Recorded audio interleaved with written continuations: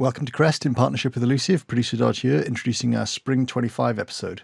I'm sure all our British listeners know, but it's been a poor run of surf. There's still a few talking points though, especially the prospects of Wales' own Patrick Langdon-Dark in the Caparica Surf Fest, which starts tomorrow on the southern, beach break rich coast of Lisbon. PLD will be seeded through to the round of 64, so it's likely to be Wednesday before he takes to the water, and when he does, what a few heats it could be.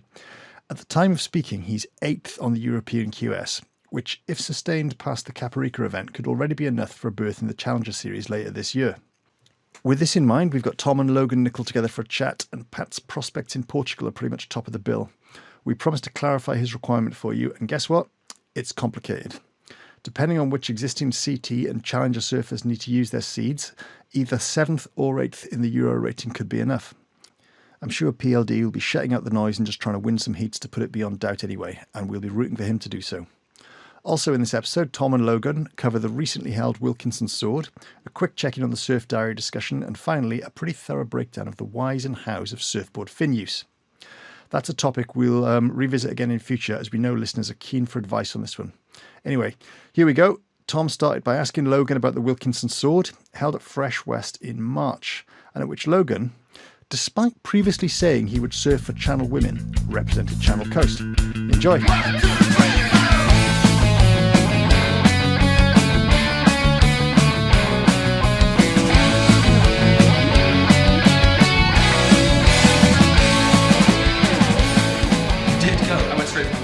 I can't believe I didn't know you'd gone to that. Yeah, I haven't seen all of the photos. We're going to with a couple more people down there as well. Yeah, well, I wasn't able to go in the end because I'd made the same mistake that I think Rob has made today, which is looked at the surf forecast, decided it definitely wasn't going to happen, and arranged to do something else. So I was taking my daughter to Wales against Kazakhstan that night in the Cardiff City Stadium. Good win for Wales. Yeah, nice. And Rob's done the same thing this weekend, so apparently he's out in Pembrokeshire somewhere camping. He's gone to Skomer Island. I think he's on a date. That's cool. So I promised not to say anything about it. But obviously... Now you have, yeah. Now I have, yeah. So good luck, Rob.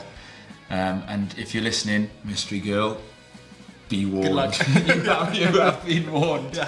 So what was it like down there? The conditions were good. I mean, what a manoeuvre by Pembroke Surf Club to suddenly call it in Fresh, so everyone had decided there wasn't going to be waves, but they've been surfing all week, hadn't they? Yeah, I'd been down there the previous week on like similar conditions, and the bank is really fun, like in like the little gap bit down there, and the waves were really fun. I think everyone had a good time. It was like the sun came out halfway through the day, contestable waves.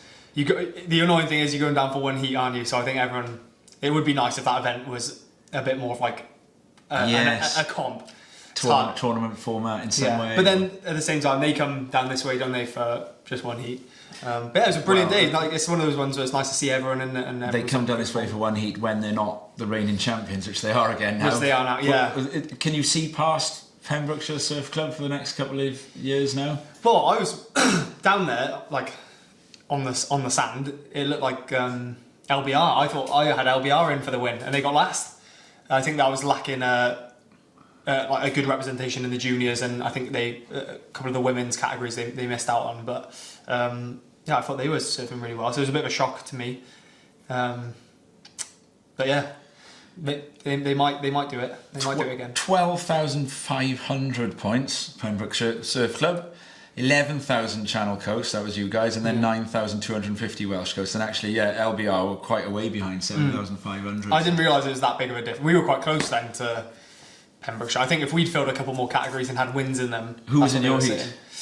I had Ollie Tom. Oh no, I had lad from, obviously one from every club. Yeah. I can't remember the LBR guy's name. Tom O'Leary from Puff Court, and one of the Buick brothers. I want to say was Arthur in my heat. Interesting. It was good. It's tricky. High tide fresh. Couple of standout surfers for Pembrokeshire though. Seth, I'm guessing. Well, no, he didn't win his heat. Elliot Barton beat him. Oh, did he? Surfed really well. I was really impressed by Elliot. His backhand looked really good, and same for Ollie Tom Evans. Bentos,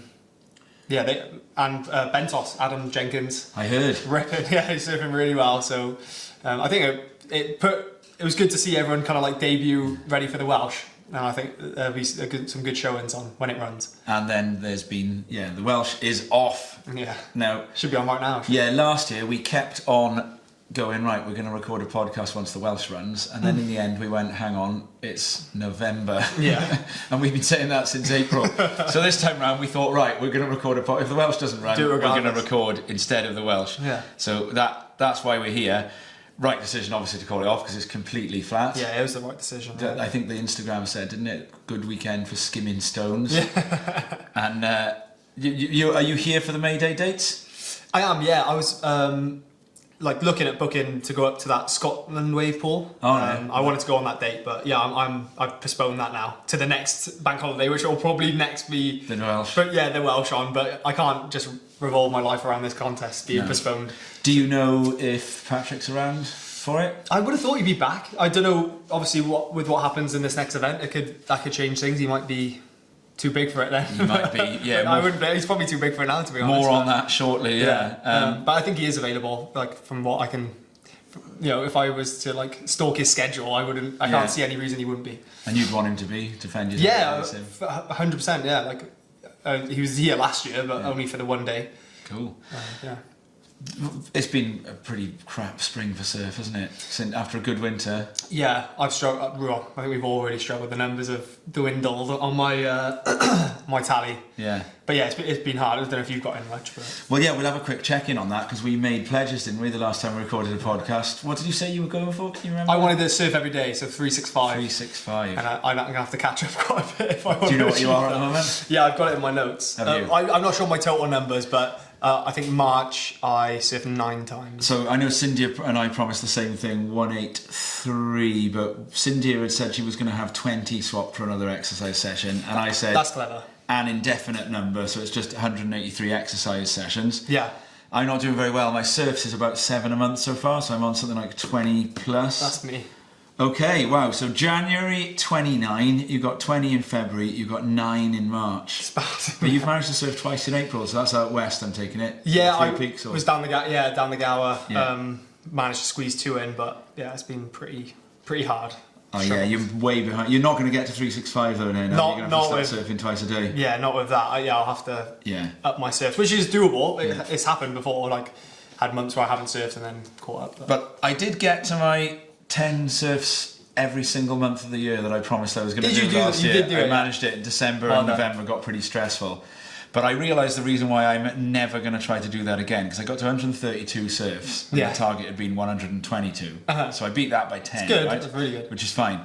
But I was thinking about it this way, right? On 6 different months last year, I only got 10 surfs, which technically would mean that for that goal I set last year, that makes 60 surfs from last year, surfs where I had to go in, or my whole year's goal would have gone down the pan. Okay, yeah. Do you see what I mean? I've got you, yeah. Whereas if I make it 122 and I got to 132, then it was only 10 surfs that you absolutely needed to go I in, know, one surf or whatever. It's a stupid way of playing with numbers. Yeah. But it did mean that I ended up at the end of several months, we laughed about it before. I think in May, I went in at 5 a.m. 3 mornings in a row. Scraping it in 1 foot surf. Yeah, but not doing too well on the surfs, but so been doing a lot of running or going out on doing anything else other than go for a surf. enjoying the weather this. And the one highlight, the one person who did have a pretty good start to the year, we should have a quick shout out to Lucas Skinner. Yeah. Injured again now. I know, yeah. But how good is his that wave at Pipeline? Crazy. Well, back door. On his last day there or whatever, wasn't it? I think. Or he extended his trip or something. And winning the World Juniors or the Grand Search, whatever it was again in Bali. Yeah, that's true. I forgot. I completely forgot about that. His trajectory is just crazy, isn't it? Flying. He's achieved so much already. So. Yeah, and that I suppose links us through to who we're going to talk about next a little bit, because last year the highlight of the British surfing year was also involving Lucas, and that was that Boardmasters final. Yeah. Him and Pat, first ever all British Boardmasters final. And actually, as things stand since then, although Lucas got the 1,000 points that day, it is now Pat sitting in 8th position on the Challenger Series. Sitting in 8th position on the European QS. Yeah. Challenger Series, we're not totally clear, are we, exactly how many surfers the waters are a bit murky will qualify, with whether it's 6, 7, 8 so or I'm pretty certain it's 7 with a wild card. That stab article made it really unclear as to what was going on, but there's still, we know for a fact there's still another event that has to happen before it's decided. Caparica. The year that Pat finished, because Pat's finished one outside of it before. Yeah. Do you remember the first year when it was 10? Yeah, he got into 2, didn't he? Maybe he used 1 or 2 spots outside. Yeah, he got some wild cards. Well, he got like on the waiting list for comps. He got into 2 or 3, I think. He got Bolito in Brazil. Bolito in Brazil, and he went to Portugal, waited for it all day on the beach, and didn't get in, didn't he? So I'd like to think if he could just maintain that position, he'll get in 1 or 2. I'd be surprised if they don't give him a wild card. But maybe they won't. I don't know. I think he deserves it. He's deserved of a wild card, or at least he'll get into some events, which would be really good. This is potentially the big talking story in Welsh and indeed British surfing. Yeah, for sure. Over the next month now. We're hoping that we'll have this out in time for you to listen to it before Pat goes. Best of luck to you, Pat. 9th or 10th, I think he's leaving, is it? I think I've heard the 9th, but again, not from him. And I believe the event's the 15th onwards in Costa de Caparica, the south shores of Lisbon, between all those groins. And he's just been out there. He's just come back. Went out there for a trip. And I saw him the other day, and he said it was like, really worthwhile going out there, getting used to the bank. There's a good bank there apparently. Good right-hand bank at the minute. Like a or change, but on his backhand. Perfect for his backhand. And he's been surfing here. He's been going out west, has he? Just down Kenneth. Yeah, he's sort of like local. But still getting in. Keeping. Now I kind of hope Pat's not listening, because I think he wants to shut out the noise. I hope that is what he's doing. Yeah.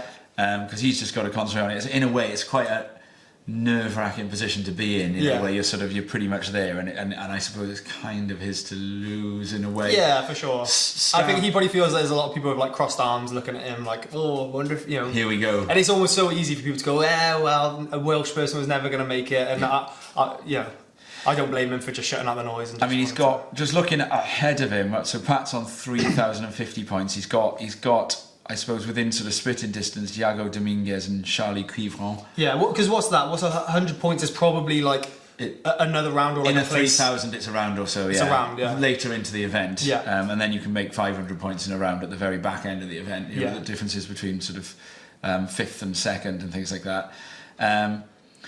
Really closely behind him, Nicolas Paulette from Biarritz, only 20 odd points behind, or 21 points behind.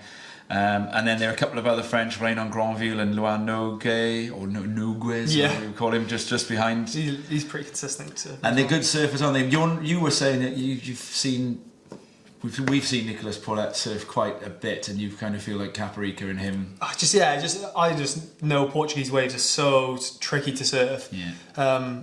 I'd much rather be in Pat's position than I would be rather be chasing. All Pat has to do, I think, is like his normal QS surfing, which is just make a few solid rounds, could get a good result, and he doesn't need a spectacular result. Those guys behind him, they need a result, don't they? So they need as long as Pat just keeps getting through rounds, doesn't have to win his heats, just surf like he normally does. I think he's got a really good chance. And I saw him bash up a couple of really big right-handers on his backhand on Instagram within the last couple of days. Yeah, he's ripping. Down in Caparica. That was Caparica.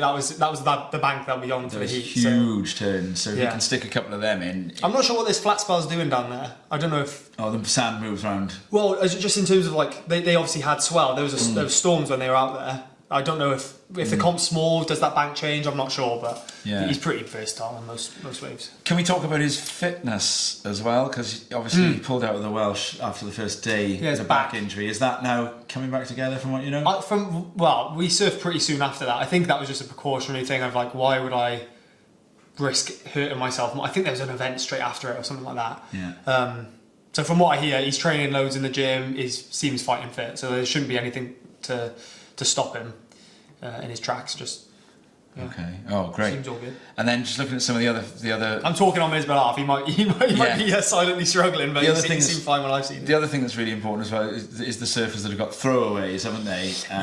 So Pat has got one very low result of 33rd from Lacanau. As a 1,000 as well. Yeah, and that was only a 1,000. This is a 3,000. So he's beginning the event on more points than that. He'll already go up. But so will everyone else. Yeah. Will he be seeded into the 64? I guess would he? Yeah, he's straight into the 64. Yeah. Yeah. And Which is tricky because you don't get any momentum through the event. You've potentially got people who have entered late who come up through earlier heats who have like surfed the bank. They know that, so like it is like a bit of a nerve-wracking round to fall straight into. I would have thought. I've never and a couple of the really dangerous Europeans. I mean, you never know. Someone like Ramsey could suddenly decide he wants to do the event, and then Federico, there he is. There genuinely are people. Federico. In fact, I'd be surprised if wasn't he it Federico knocked Pat out last year at Caparica, if I remember. I know they had a heat. I can't remember the details behind it. Yeah, they did, and I think Federico posted a couple. He knocked me out. I know that. I was in a heat with him, and he did me pretty good. Are you planning to do? And you'll obviously go to Newquay this year for the 25 to 26. Yeah, for sure. Season. I sort of saw the end of this season as there's no opportunity for points. I'm really gutted. I missed Morocco.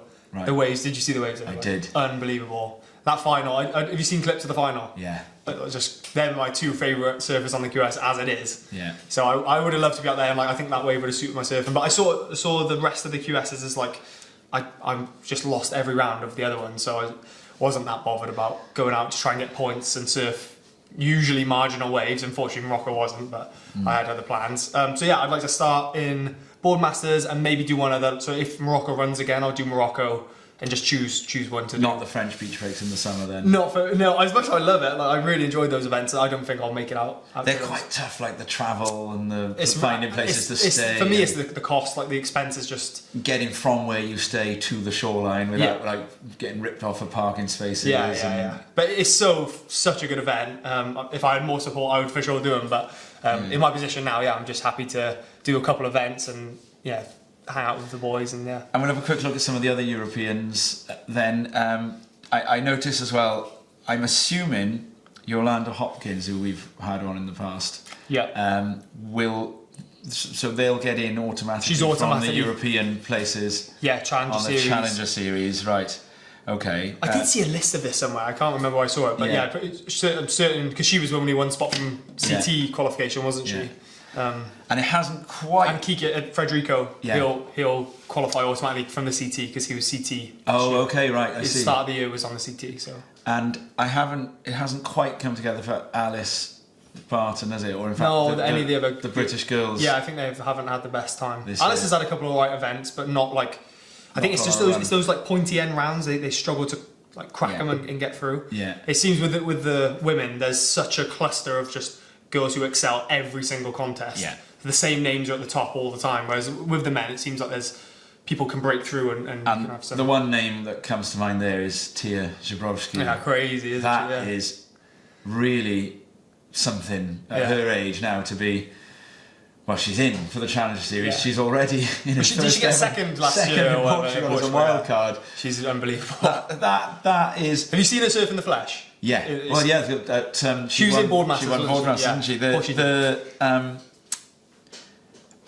It would be very rare we say this. Is that European world champion, world title contender material? Again, I hope. You're not listening either, Tia, because you're a teenager. We don't know too much pressure on your shoulders. But I think it's okay for us in the surf media to speculate here. I've just heard on a podcast that she signed with Rip Curl till 2028. Right. So they've obviously seen a big future in it. So if that's not pressure enough, a 4-year deal or whatever. Yeah. She's got to be up there for a world title. Is Lucas still with Rip Curl as well? Yeah, from what I know, I'm pretty sure I still see a sticker on his board. Two really hot European prospects coming out there. Definitely for CT prospects. And Pat here in Wales can be up there on the CT, And get well soon, Lucas on the leg, and Pat. We're going to we'll play him out with the big men of Harlech at the end of this. Keep these fighting words before you and all those lyrics and all of that. Hope you're not listening though, Pat, so you don't know. But good luck. The best of luck. And now there's the one other thing I was going to say. If you're watching the Challenger Series, we're gonna. I keep saying Challenger Series. If you're watching the rest of the last event of the European QS in Caparica, we've been told that apparently we'll have an email on Monday telling us the exact maths behind it from the man with the plan, Rob Gunning. Now, whether or not producer Dodd is willing to try and stitch that into the show if it arrives late on Monday or not, who knows?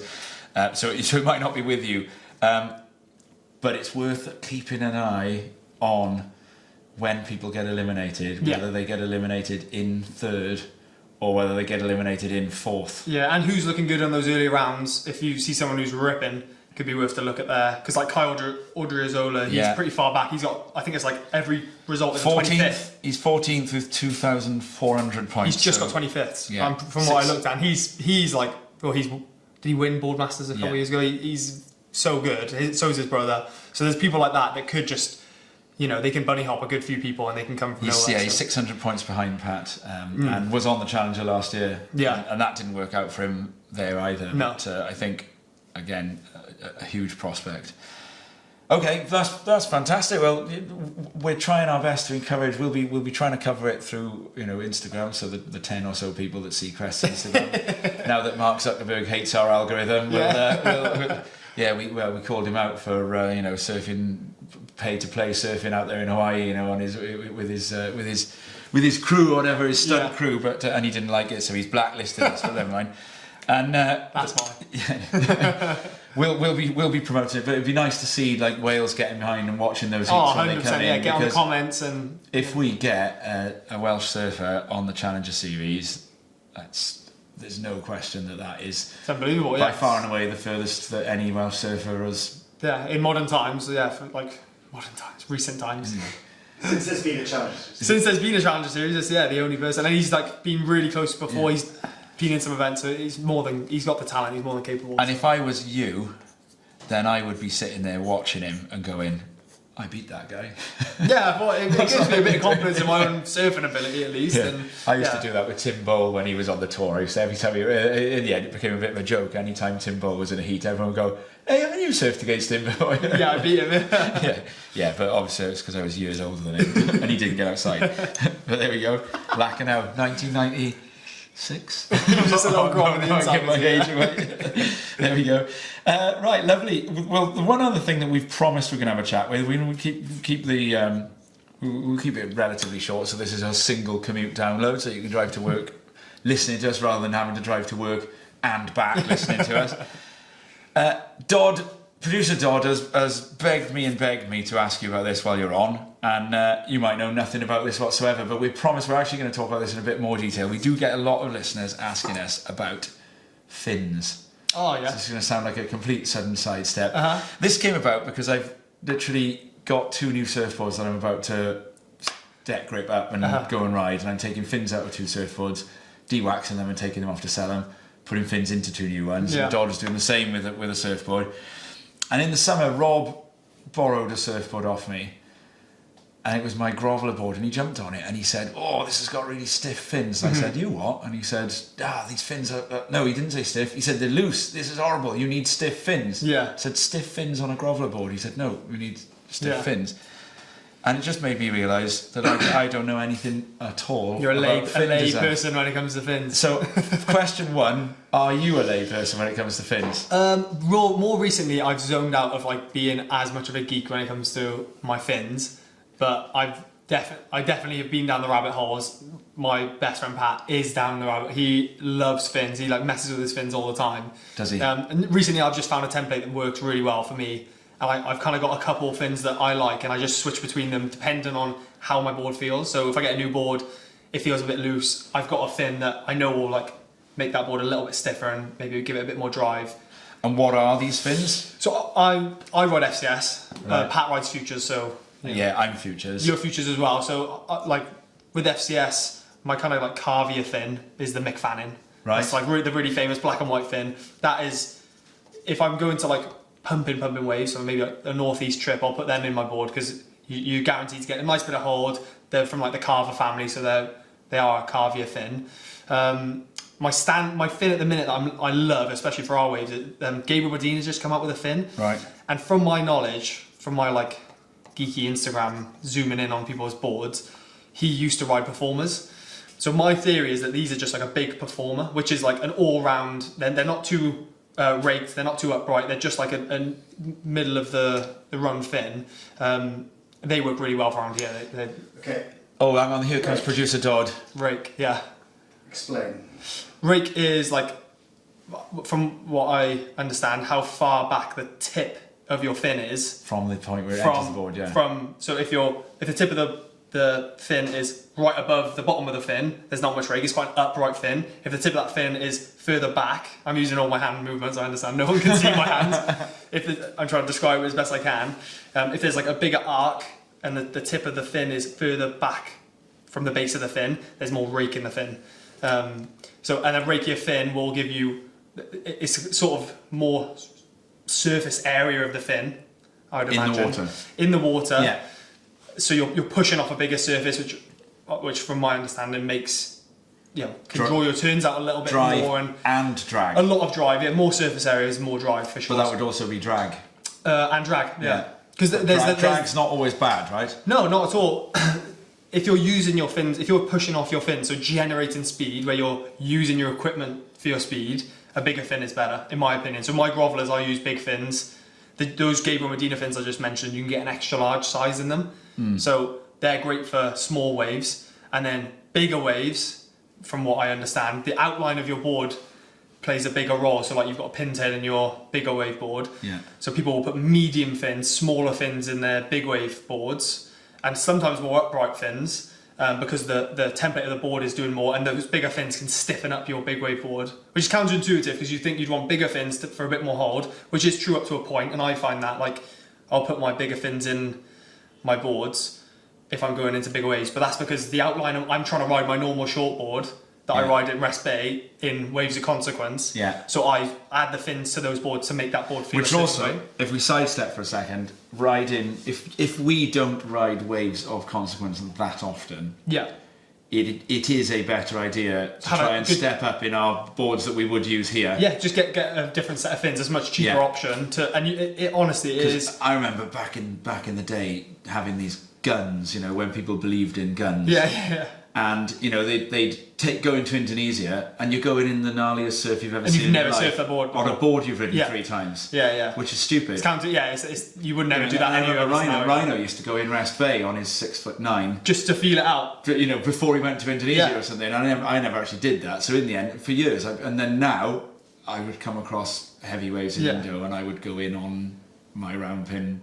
Yeah, just 5'11" that I would surf here. Have a good wave board here, but you're probably not going to have like we had a recent swell at the northeast where I paddled out on my 6'2" and Sandy was on like his he was also on a 6'2", but he's a lot shorter than I am. Ollie Adams was like, I'm on a 6'5", I feel undergunned, and I was just on my normal board, but I felt so much more comfortable on a board. I've surfed loads of times, but I did have a bigger fin, and I put the big fannons in that board, whereas normally, because that's a pintail, I'd ride a performer template, which is like just a more all-round fin that makes the board nice and loose. So that's my sort of like understanding of fins, and that's how I go off it, is how my board feels initially. So I'll just use my normal fin. If it feels really loose with it, I'll put the McFannons in. Okay. If it feels a little bit less loose, I'll put more. So I want to try and see if I can take forward any advice that a listener can pick up on here now, right? Yeah.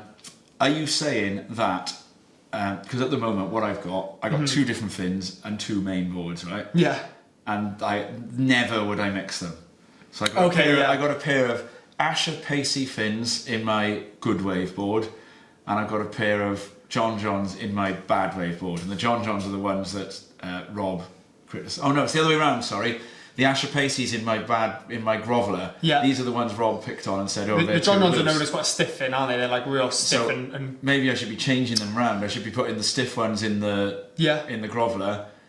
The looser fins, these Asher Pacey's in the good wave board. Yeah, for sure. Based on this, they're expensive. Fins aren't cheap. They're like you're spending over 100 quid for a set of fins. So I understand not everyone can have 10 sets of fins, but I'd say if you can, and I don't think it's unreasonable for a surfer who surfs often to have 5 sets of fins, right, with different varying sizes. Yeah. Because often I'll put 2 large fins in the side of my board, a medium fin in the back, and it's not as dramatic as a 2+1, but it gives you that sort of skatier feel of your board. You've got more release out of your tail because you've got that smaller back fin, but again less drag with a smaller fin.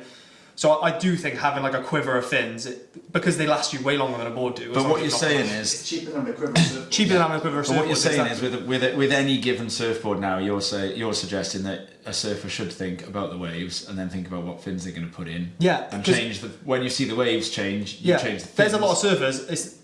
to just have either one board or two boards. They've got their good weight board and they've got their groveler. That's what I do. And the fins, you can stretch. I have got other boards, but I barely use them. Yeah, you can stretch your groveler out into a much wider variety of conditions, either by putting a 2+1 setup in, which I've done that. I remember watching Ruben Ash and Joss Ash. Yeah. Both of them had their JSs, high performance shortboards. They both had 2+1s in down in Newquay.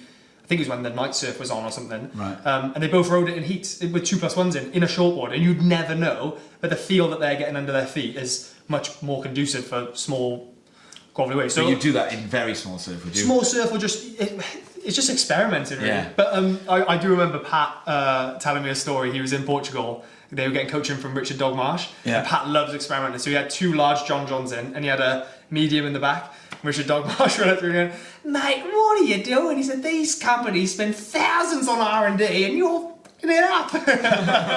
He's like, "Oh," so he just put his normal fins back in then. So. But don't listen to him. Don't listen to that. He's from the 90s, John Marsh, isn't he? Exactly. He's from 3 to the beach. Yeah. 3, you know. Yeah. So, Logan, speaking of R&D, Yeah. what the hell are these things? Oh, Dodd, right. Oh, Dodd has just handed Logan a pair of fins, which he's found on one of his boards, and they're very strange. I'm going to tell you. I'm going to name them, or is there a name on them? There isn't. They've got a flat tip. So where the tip goes, it's like a bit of concave. Looks like someone snipped it off. Feel that one? It is a slightly concave thing. To me, oh, hang on. Here's the name. Oh, it's called Made from Recycled Fishing Nets. The Alpha Vector 3.2. The Alpha Vector 3.2 Futures. Futures, yeah. I think that looks like a gimmick, don't you? The fin I'm holding here. Yeah, so I can only go off my experience with FCS, but these look quite similar to the H4s. I don't love that fin, but my dad likes the H4s. And they're kind of like these are pretty raked. You can see like the tip of the fin is further back in the back, but they've kind of cut the end. Imagine like the tip of the fin is round. They've cut it off, and it's squared off. So I'm guessing they're trying to get like a bit of, you're trying to get that rake and a bit of release out the tip of the fin. But I'm not really sure. And the way the water curves around that might impact you. It's more feel. You didn't like them. Odd. But you did have an opinion on them, and they felt different to your normal fin. They felt really. This is what I consider to be a normal. I don't know if listeners can hear what Dodd is saying here. He's holding up another type of fin. He's obviously the wrong side of the studio. They're awful. Okay, yeah. Okay. And that's preference. There's is it Carlos Munoz? Do you know him? He was sponsored. He got paid. I think it was $100,000 a year by. Is it Feather Fins? I can't remember. And they were the wildest fins. But this guy paid for these fins to be put in. He looked good in Barbados the other day, didn't he? Yeah. He's so good, isn't he? Yeah. But this guy paid for them to be in like not like an aero chamber, but the same thing for water. Yeah. Hydro chamber. I don't know. And apparently they were more what's it called, streamlined than regular fins. And these fins were aquadynamic.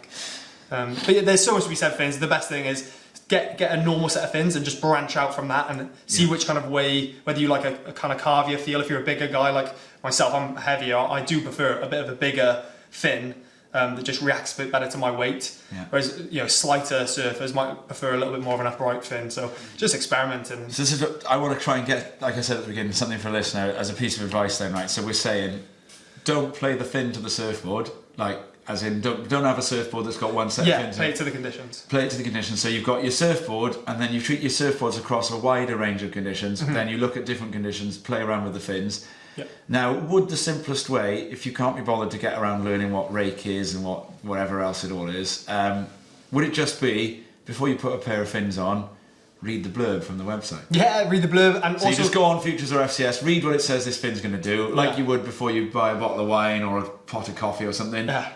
And then you try that against that surfboard in whatever conditions you want to play with. Yeah, and look at what surfers you like they're surfing, and look at what fin they're riding, because it is.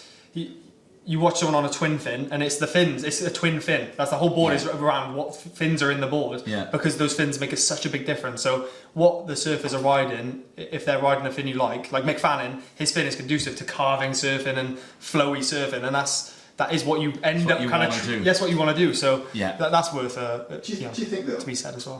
One last question coming from Dodd. Don't know if you can hear it. Reading the blurb on websites. About what the fins are supposed to do, and to be a bit realistic about what the actual own abilities are. As well. Of course. That's the same with boards and everything, isn't it? Those fancy fins are supposed to give you a bit of extra power, but then a bit of release. Yeah. But I mean, all all I found is I couldn't turn me wrong. Well, Yeah. surfing, cycling, golf, and apparently the world of guitars as well. All these millions, as Dog Marsh puts it, on R&D. Yeah. A lot of that is for people with disposable income. Yeah. Or, You know, or the pointy end of surfing who can really feel Yeah. the lift in their board and the flex of their fin. I feel the flex of my fins. I definitely feel if I'm with a stiffer fin than I'm with a flexi fin. But with your judge your level of surfing, what can you already feel in your board? Okay. Is what you're likely to feel in. Right. A different fin. We're gonna play out here with. I'm gonna give you 3 sets of conditions, and I'm just gonna tell you to give us a fin. Right. So what we're gonna do is we're gonna say that we're surfing on a rounded squash tail surfboard. Yeah. That is your stand. So we're not going to change the board now, right? My normal. So yeah, short you're board. on your normal board. I can picture it. My green rail. You're short on board, the beach for the day. You've gone over to Scare or something, or to G-Bowls. You've stuffed your board in the sand. You've only walked over with one board, right? Yeah. And then the swell changes during the day, and so does the wind, right? So you're there. You're on your standard rounded squash, which is what most surfers are Yeah. That's what my short board is. Here we go. Okay, right. So you get there in the morning. It's really pretty small. It's a really nice and long period though, but it's coming through real small. We're talking knee high, but like knee high rippable peelers. Yeah. And it's a very, very, very strong offshore. What are you going to put on that board? I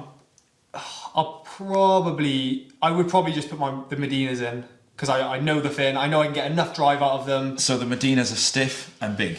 They're pretty big, yeah. They give me drive, but they're not super stiff. They're pretty manoeuvrable, and I think in those small waves, I don't want a fin that's gonna create the arc of my turn to be too big because the waves don't allow for that. So that they're upright enough that I can turn the board enough, but they've got enough size on the fin that they drive down the line enough. So that's why I go for the Medinas. Okay. What happens next is it does one of those like it does in Billabong Challenge when J-Bay jumps 6 feet in the last hour. You come in, you have your lunch, and whoa, look at this, and in it comes, right, and you've suddenly got the wind drops to, and you're now looking at just overhead, head and a half, absolutely as good as it gets, bending in A-frames. There's fast sections and all sorts. You've still got that same surfboard. What are you doing to the fins now? Yeah, I would definitely change them because I do this anyway. I would put the McFarlanes in. Anything above head high, usually I'll put the McFarlanes in, especially my normal short board. Just add a bit of drive, a bit more hold. It's gonna draw my turns out on that same board enough to be noticeable and give me a bit more hold. Yeah. Now these Fannings are smaller though, right? No, the Medinas. They're both larger, so they'd both be the size large. Right. The fin might be slightly different, but the key is they are more raked, so there's more. And they're both size large, as in within the fin company would call them size large. Size large, yeah. Okay. And I think they are slightly different construction than the McFarlanes. Right. I think I've got the. So what's the difference? The Fannings are carvier, the Medinas are snappier. Definitely carvier. The Fannings I'm using at the minute are all fiberglass. They're a fiberglass fin. Right. And that's like a really nice balance of flex. It doesn't ping you out of turns like maybe a carbon fin would, but it's not super like forgiving. So I'd go for probably the fiberglass McFarlanes. So you go up the King's Head, you have a bit of food. Yeah. I know you're a healthy living man, right? But you get persuaded to have 1 or 2 Gower Golds and a big huge burger, and then Pat says, "Hey, stay over. Don't bother going back to Penarth," and you don't, and you stay over. So you've still got only the same surfboard, and the next day you wake up a little bit groggy from the night before. The tide's going out, surf's dropped off a fair bit. It's now down to waist to chest high, and it is howling side on shore, lumps all over the place. But Pat's training for Costa de Caparica. He only had risotto and a couple of glasses of water in the pub last night. So you've got to get out there and try and see if you can shred a onshore crap with him. Yeah. Now what do you do with the fin? For argument's sake, to actually change the fin, I have this fin set up quite a lot, especially when I just want to go and have fun. If I am feeling like maybe a bit like I've surfed loads and I'm a bit not bored by surfing, but I want to feel something different in my equipment. I go with the AM template, so the Almeric template. I'll put 2 larges in the side. Right. I'm yet to do this with the Medina, but the Medinas now they've got that extra large. So I want to do that. I'll put 2 larges in the side and I'll put a medium Merrick. I find it works really well with the Merricks. the Merrick fins, because already if you just put a large set of Merrick fins in your board, the two side fins are bigger than the back fin. Right. The centre fin is significantly smaller. So if you put a medium Merrick in, it's quite a lot smaller than the other two. Right. So I do 2 larges, 1 medium, and it gives you that like slightly skatier, looser feel. There's still a nice raked fin, so you're going to go down the line nice and quick. And you can react to a change in section, so you bottom turn, and you've got to suddenly pull out of a lump and through another lump. And but then when you want to drive, you can get onto your rail fin, the fin that's on the side of your board, and get a lot of speed. So I do that. I love it. Especially through the summer, I do that quite a bit. I don't know if the music is there in the background yet, but I did think of one more question. But I'll do a proper radio style. I want a 20-30 second answer to this one. Yeah. How much does it matter if these precious fins have now got a little scratch on them or a bit of damage from some rocks? Do you need to sand them off? Do you need a new pair of fins, or what do you think? It doesn't matter. It doesn't matter too much. It depends. If you can see the inside of the fin, or we've just been shown a damaged fin from Dodd. I'd still be surfing with that. I'd still surf for that. I'd surf that if I was surfing another reefy. I'd save those fins for when I'm surfing like a shallow spot. This fin does look like it's been put down and on a car park floor without enough love. Yeah. Sunny side up only for me with the board putting down. Sunny side up. Okay. Hey, thanks for that, Logan. Yeah, no worries. Hey, Pat. I hope it makes sense. Good luck. Good luck, Pat. Good luck, Pat. Good luck, Pat. We're going to play you some loud and large Men of Harlech. I'm banging the fin against my hand, getting told off by Dodd. We're going to play some loud and large Men of Harlech. We're going to feel patriotic. Come on, Pat. Yeah. Come on, do it for Cymru. And of course, we'll update you next show. So, good luck. Good luck, Pat. Good luck, Pat. Smash it. See you all at the Welsh.